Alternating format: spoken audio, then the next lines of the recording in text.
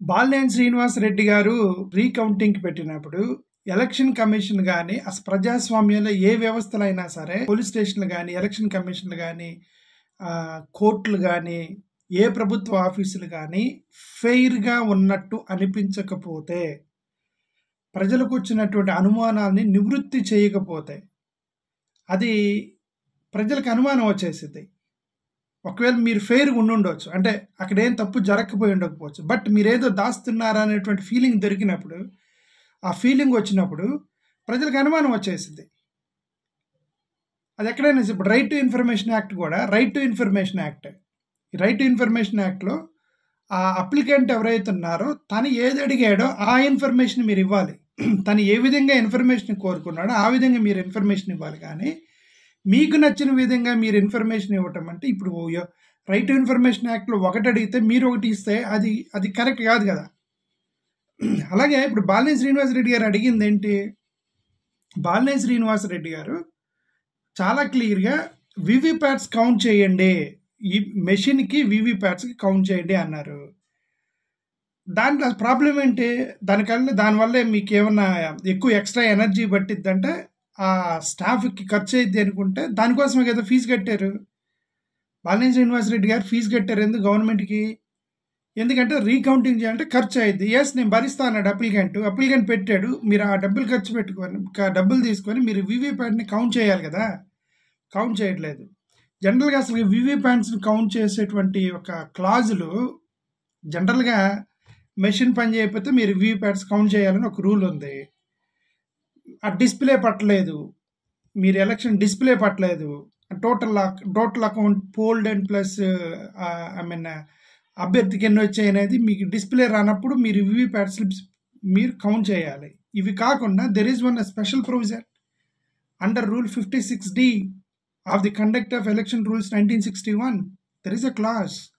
ఆ క్లాజ్ ప్రకారం ఇక్కడ చూడండి అది చదువుతున్నాను. Under rule 56D of conduct of election rules 1961 after announcement of result వచ్చిన తర్వాత any candidate their election agent candidate కానీ ఎలక్షన్ ఏజెంట్ కానీ ఆర్ దేర్ కౌంటింగ్ ఏజెంట్స్ కానీ may apply in writing under rule 56 of conduct of election rule 1961 to the RO returning officer to count the printed VVPAT paper slips in any or all polling stations. అన్ని పోలింగ్ స్టేషన్స్లో కానీ specific polling స్టేషన్స్లో కానీ in రైటింగ్లో అభ్యర్థి కానీ agent కానీ counting agent కానీ ఎలక్షన్ ఏజెంట్ కానీ ముగ్గురులో ఎవరైనా అప్లికేషన్ పెట్టవచ్చు వీవీప్యాట్ రీకౌంట్ చేయండి అని క్లియర్గా క్లాజ్ ఉంది కదా 56D. ఇప్పుడు దాని ప్రకారం వీవీప్యాట్స్ కౌంట్ చేయండి అని వీళ్ళు అప్లికేషన్ పెట్టారు. అప్లికేషన్ పెట్టినప్పుడు వీవీప్యాట్స్ జోలికి వెళ్లకుండా మాక్ పోలింగ్ చేస్తాము, మెషిన్స్ బాగా పనిచేస్తున్నాయో లేదా చూస్తాము. ఇదేంటి అసలు అర్థం కాల. ఇదెందుకు ఇదంతా చేస్తే ప్రజల్లో డౌట్ వచ్చేస్తుంది. ఇప్పటి వరకు వైఎస్ఆర్సీపీలో అంతర్మదనం జరుగుతుంది. ఏంటి జగన్మోహన్ రెడ్డి గారి కార్యకర్తలను పట్టించుకోలేదు, ఎమ్మెల్యేలు సరిగ్గా పనిచేయలేదు, వాళ్ళు ఎవరో తిట్టారు, వీళ్ళెవరో తిట్టారు, ప్రజలు మిమ్మల్ని తిరస్కరించారు, ఈ సిదారం మొత్తం మాట్లాడితే అందరూ అనుకున్నారు అమ్మో మేము తప్పు చేసామేమో, మేము తప్పు చేసాం కాబట్టి మేము ఓడిపోయాము, 11 సీట్లకు పడిపోయారు అని వైఎస్ఆర్సీపీలు అనుకుంటున్నారు. ఇప్పుడు ఇట్లాంటివి వచ్చినప్పుడు డౌట్ వస్తుంది ప్రజలకి. ప్రజల్లో మీరు నివృత్తి చేయకపోతే జగన్మోహన్ రెడ్డి గారు తప్పు వల్ల ఓడిపోలేదు, ఏదో జరిగింది అందుకని ఓడిపోయారు, వైఎస్ఆర్సీపీ తప్పిదం వల్ల ఓడిపోలేదు, ఏదో జరిగింది, ఏదో అన్యాయం జరిగితేనే ఓడిపోయారు అనేటువంటి భావన ప్రజల్లోకి వెళ్ళినప్పుడు ప్రజలు ఒకవేళ మిమ్మల్ని ఇమ్మీడియట్గా దించలేకపోవచ్చేమో, బట్ అది మనసులో పెట్టుకున్నప్పుడు అది ఒక చరిత్రలో నిలిచిపోయింది. అరే ఏదో జరిగింది అందుకే వీళ్ళు జగన్మోహన్ రెడ్డిని అన్యాయంగా ఓడించారు అనేటువంటి సానుభూతి విపరీతంగా పెరిగిపోయింది జగన్మోహన్ రెడ్డి గారికి. ఈవీఎంలు మ్యానిపులేషన్ చేశారన్నటువంటి సానుభూతి పెరిగింది. అది పెరగకుండా ఉండాలంటే ఇప్పుడు బాలినేని శ్రీనివాసరెడ్డి గారు తీసుకున్నటువంటి ఆ నిర్ణయాన్ని, ఆయన చేసినటువంటి అప్లికేషన్ని మీరు ఫెయిర్గా ట్రాన్స్పరెంట్గా వీవీప్యాట్స్ మీరు లెక్కించాలి. మీరు వీవీప్యాట్ ఇప్పుడు ఈ అండర్ రూల్ 56D ప్రకారం వీళ్ళు అప్లికేషన్ పెట్టారు, వీవీప్యాట్స్ లెక్కించమన్నారు.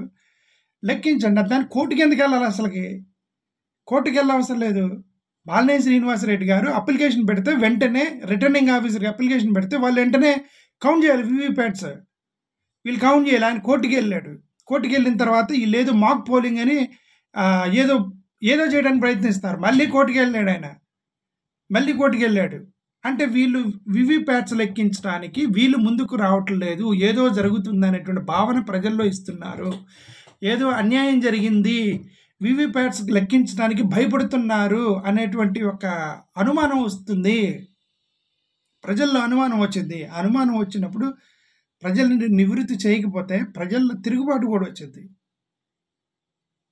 అది కరెక్ట్ కాదు అని నా ఉద్దేశం.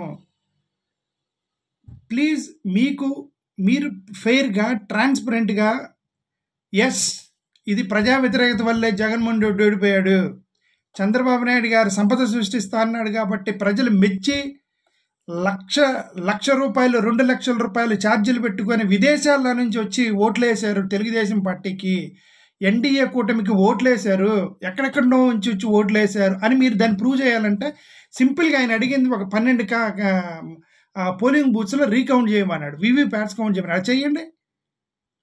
ఇప్పుడు మీరు చెప్పింది అదే కదా, ఎక్కడెక్కడి నుంచో వచ్చి ఓటేశారు కూటమికి అన్నారు కదా. మీరు అది ప్రూవ్ చేయాలనుకుంటే, కూటమికి ప్రూవ్ చేయాలనుకుంటే, ఎస్ నిజంగానే ప్రజల వ్యతిరేకత వచ్చి చంద్రబాబు నాయుడు గారి మీదకి వచ్చి ఎక్కడెక్కడి నుంచి వచ్చి ఓట్లేశారు అని మీరు దాన్ని ప్రూవ్ చేయడానికి సింపుల్గా వీవీప్యాట్స్ లెక్కించడం అంటే మీరు దాన్ని అవాయిడ్ చేస్తుంటే డౌట్ వచ్చేసేది. ఇది ఎక్కడెక్కడి నుంచో వచ్చిన కాదు, ఎక్కడో కూర్చొని ఏదో చేశారనేటువంటి అనుమానం వచ్చింది అనుకోండి, ప్రాబ్లం అయిపోద్ది. నాకు మా సింపుల్ క్వశ్చన్ ఏంటంటే, ఎందుకు బాలినేని శ్రీనివాసరెడ్డి గారు చెప్పిన 12 పోలింగ్ బూత్ల్లో మీరు వీవీప్యాట్స్ లెక్కించట్లేదు? మీ భయం ఏంటి? ఆ ప్రొవిజన్ కూడా ఉంది.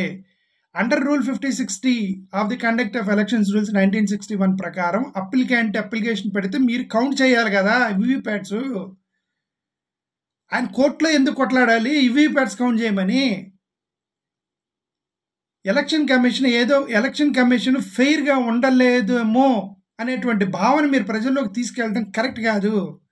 మీరు ఫెయిర్గా ఉండండి, వీవీప్యాట్స్ కౌంట్ చేయండి. కౌంట్ చేస్తే ఎస్ ఒక క్లారిటీ వచ్చేసిద్ది. ఎస్ జగన్మోహన్ రెడ్డి గారు ఓడిపోయారా, ఓడిపోయినట్టు చిత్రీకరించారా అని తెలియాలంటే ముందు ఇక్కడ ఒంగోలులో ఇది చేయండి. 12 పోలింగ్ బూత్స్లో ఆయన ఏదో అడిగితే లేదో మాక్ పోలింగ్ బూత్ అని చెప్పి వాళ్ళు బయటకు వచ్చేసారు. బాలినేని శ్రీనివాసరెడ్డి గారు బయటకు వచ్చేసారు అక్కడి నుంచి. నా లెక్క ప్రకారం యాజ్ పర్ మీ ఒంగోలులో 30,000 మెజారిటీ వచ్చేది బాలినేని శ్రీనివాసరెడ్డి గారికి. 30,000 మెజారిటీ బాలినేని శ్రీనివాసరెడ్డి గారికి రావాలి ఒంగోలులో. మా అద్దంకిలో 15,000 మెజారిటీ రావాలి. ఉమ్మడి ప్రకాశం జిల్లాలో ఉన్న 12 నియోజకవర్గాల్లో 8 వైఎస్ఆర్సీపీ గెలవాలి. నా క్యాలిక్యులేషన్ ప్రకారం 8 నియోజకవర్గాల్లో ప్రకాశం జిల్లాలో వైఎస్ఆర్సీపీ గెలవాలి. మరి ఓని ప్రకాశంలో 8 అంటే రాష్ట్ర వ్యాప్తంగా ఇంకెన్ని గెలవాలి? కానీ 11కి పడిపోయినాయి. ప్రకాశం జిల్లాలో ఒక ఎర్రగొండపాలెం తప్ప మొత్తం ఓడిపోయారు. ఎందుకు అనే డౌట్ వచ్చింది. ఒకవేళ నిజంగా ఓడిపోయారని మీరు నిరూపించాలంటే వీవీప్యాట్స్ లెక్కించండి అని ఒక అభ్యర్థి అప్లికేషన్ పెట్టినప్పుడు లెక్కించాలి కదా. అది ఆ వీవీప్యాట్స్ జోలికి వెళ్లకుండా మాక్ పోలింగ్ అని చెప్పి ఎందుకు పై పని చేస్తున్నారు?